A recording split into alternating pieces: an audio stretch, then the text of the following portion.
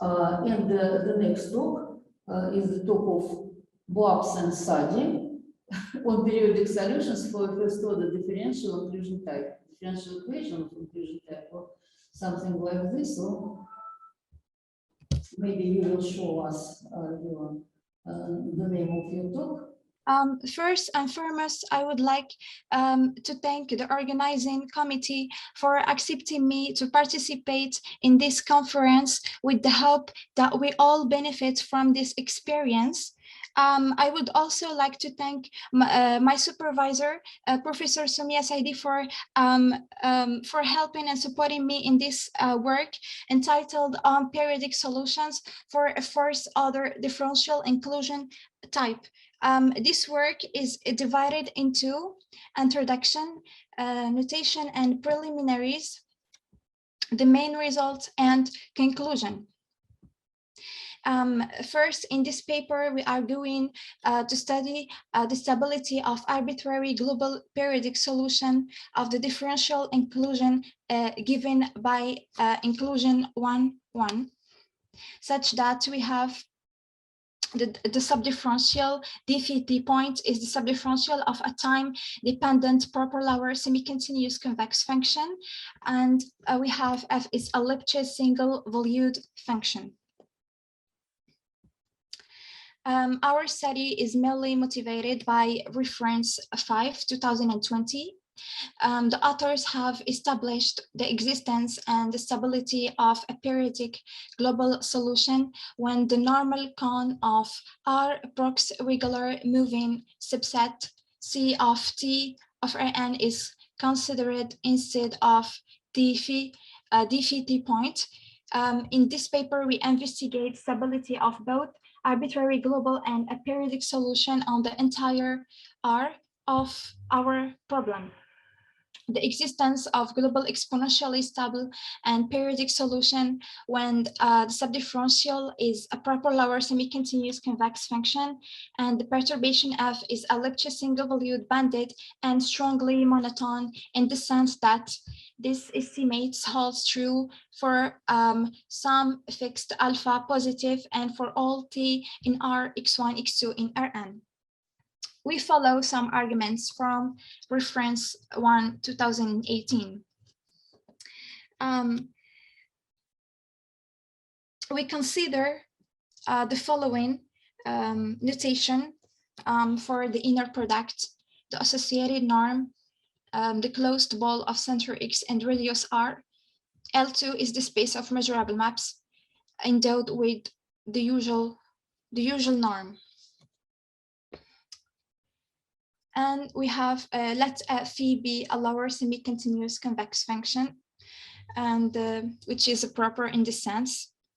This is its effective domain defined by this formula is non-empty. Its functional conjugate is defined by this expression. The subdifferential of phi at x is defined by this formula, and its effective domain is. We need the following version of a Grunwald-Bellman lemma. See references 4 and 5. Grunwald-Bellman let an absolutely continuous function A satisfy this estimate for almost everywhere t in 0t, where b is an integrable function and lambda in R is a constant, then this expression holds true, or this estimate holds true for all t in 0t.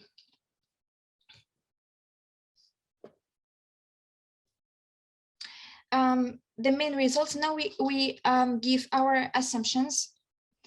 Let phi be a map such that this hypothesis hold true. That means we have x is R plus of I, such that this estimate holds for every dx in I times Rn. Let f be a map such that f is a Lipschitz function, and we have for some fixed alpha and for all t in R, x1, x2, and Rn, this estimates holds true.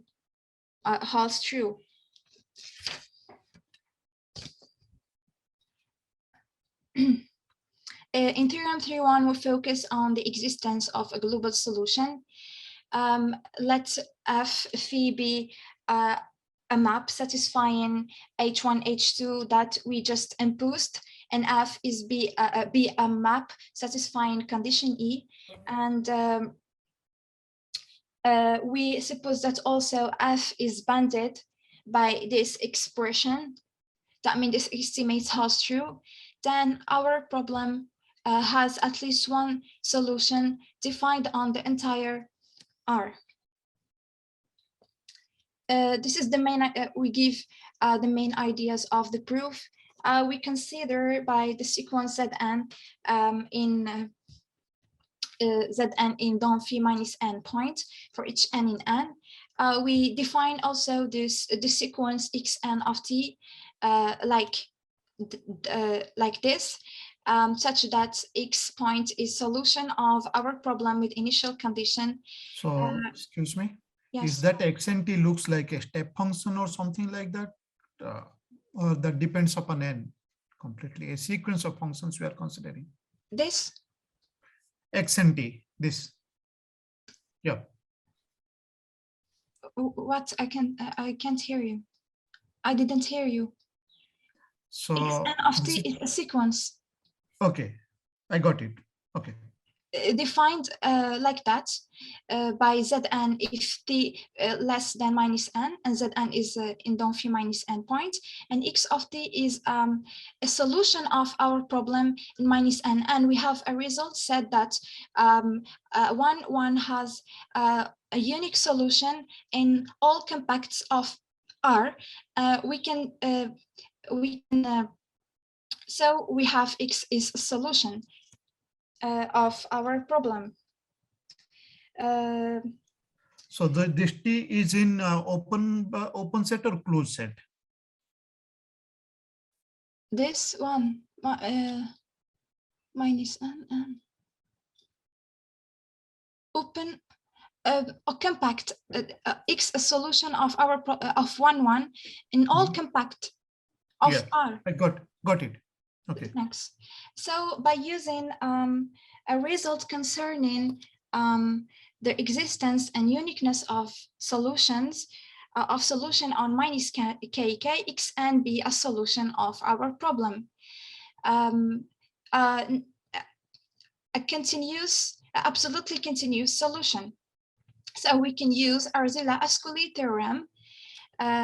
We can extend a subsequence x and k which converge uniformly on minus k for each k in n.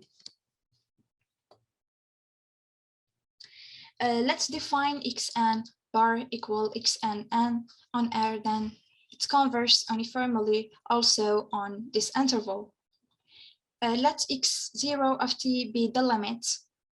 So it's clearly that x0 also a solution of our problem in all compact.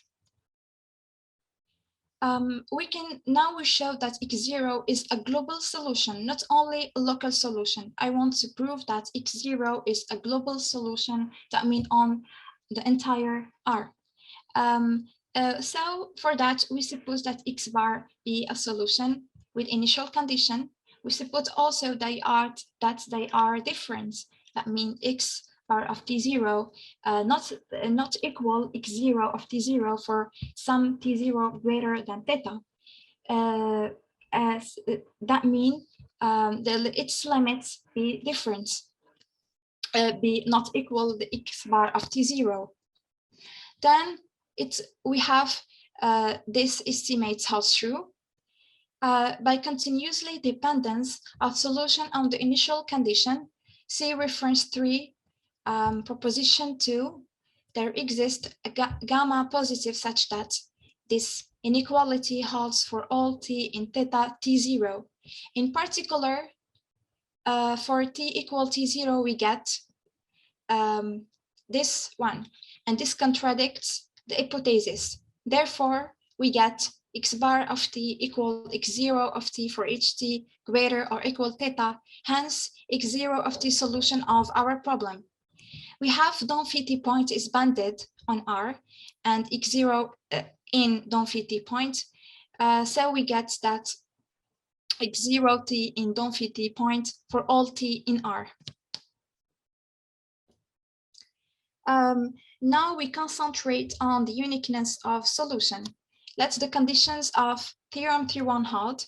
Assume that condition 2, double E that we just imposed holds true, then our problem has a unique solution defined on R.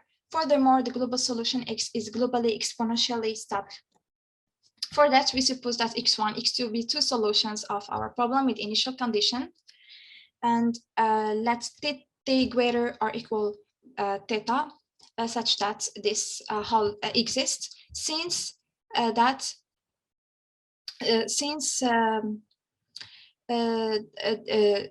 these inclusions, and by using the monotonicity of Diffie, because we have that phi is proper semi-continuous and convex, we can so we have the partial of phi calculus, we get this inequality, and using double E we get so we get a globally exponentially stable solution of our problem. For the uniqueness for each t in R, we can pass to the limit as theta tends to infinity in 3,2, obtaining this inequality, and so we get the uniqueness. That means in this 3,2 we pass to the limit as theta tends to plus infinity, we get this result. For the last theorem, we address on the periodicity of solution. We give extra condition. We need these maps to be t periodic to get the periodicity of our solution. That means if x be t periodic if both of t Dunphy t points and f t points are t periodic too. We consider this function where a psi defined from Dunphy 0 to Dunphy t point, where xa a solution of our problem with initial condition. So by using 3,2, the expression that we proved, and for AB in Dunphy 0 initial condition, we have this one. Hence, we get that psi is a Lipschitz function. And then by the contraction mapping principle on Dunphy 0 point, see reference 6, 1976, there exists an X bar solution such that we have this holds true almost everywhere t in 0t. In particular, for t equals 0, we obtain this one. Hence, we have these results. That means we get a global solution, but only on 0t. To get a global solution on the entire R, we use that Dunphy t point and ft point are t periodic. We can extend X bar to a t periodic solution defined on R by t periodicity. In conclusion, in this work, we are interested in the existence of at least one global solution to a class of Lipschitz perturbed evolution problems with subdifferentials. The uniqueness and exponential stability of the solution follow when the vector file is strongly monotone. We further prove that the unique global solution is periodic when the right-hand side is periodic in time. This is all the references that we used for this research. This is our motivation. And we use some results from this reference. And now I just want to thank you for your attention.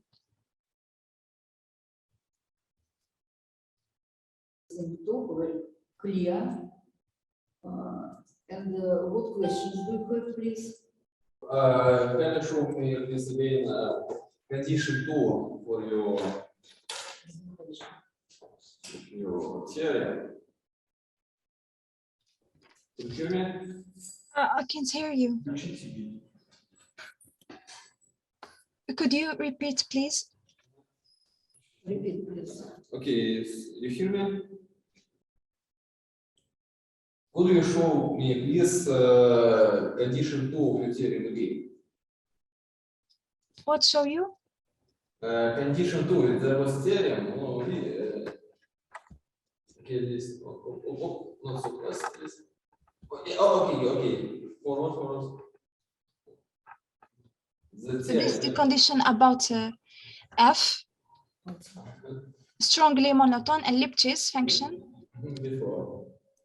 Okay. This one. Yeah, I see. So, as I see, you don't need Cauchy problem in your theorem. You're just differential equation without any Cauchy problems, without any initial value, initial data. That you have unique solution without any of that. So it's kind of interesting, I think. We use this for the uniqueness, yes. Uniqueness.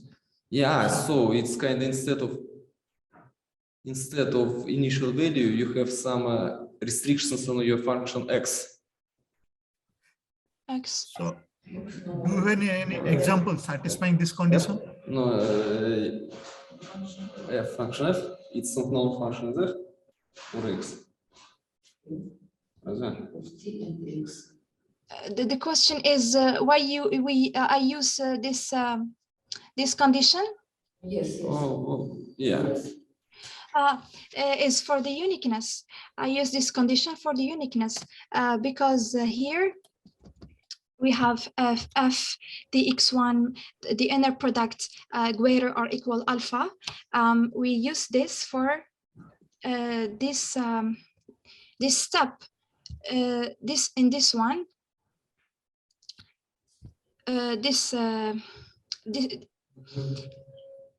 Yeah, I see. It's okay. And we get this 3-2 by using simple calculus. We can get the 3-2. Okay. Thank Okay, do you have any? Yeah, we hear you. Thank you very much. Thank you. Thank you too. Do you have any example for this? Best wishes. Yes, they are. Shadev, you have question? Yeah, I have a question. I'm asking, do you have any example? I don't have now, but the crowd motion. If we if we replace the function phi, the subdifferential of sorry, wait a minute. No, I'm interested for the second condition especially. For the second condition, does there is any can you give an example of a function satisfying the first and second condition? This one. Yes. Example of satisfying this. Yeah. Satisfying this. I can a monotone function. If we put ft equal X, for example. x1, we get this one. Alpha positive. We can fix alpha equal 1/2, and if we put ft x1 equal x1, we get the inner product of x1 minus x2, x1 and minus x2 greater or. Okay. Thank you once more. Thank you. And we wish you a lot of goods in your work.